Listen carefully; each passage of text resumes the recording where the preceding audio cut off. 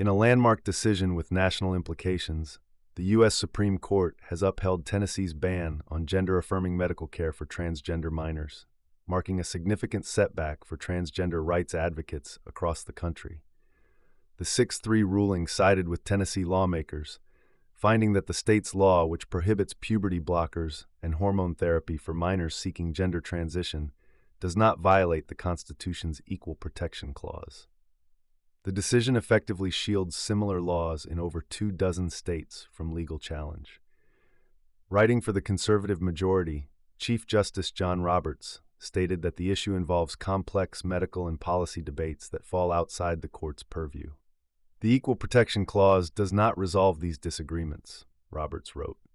In a sharply worded dissent, Justice Sonia Sotomayor, joined by the court's 2 other liberal justices, accused the majority of retreating from meaningful judicial review and leaving transgender youth vulnerable to shifting political agendas.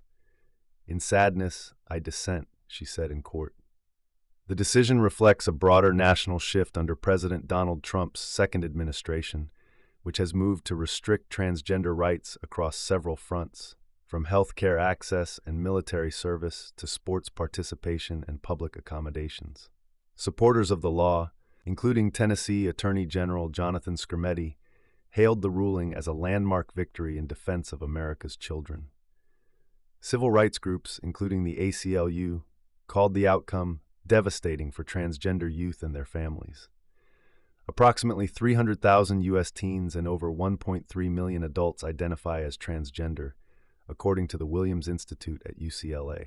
The court's decision does not affect previous protections for transgender adults in employment under its 2020 ruling, but it signals a more limited view of constitutional protections when it comes to youth medical care and gender identity.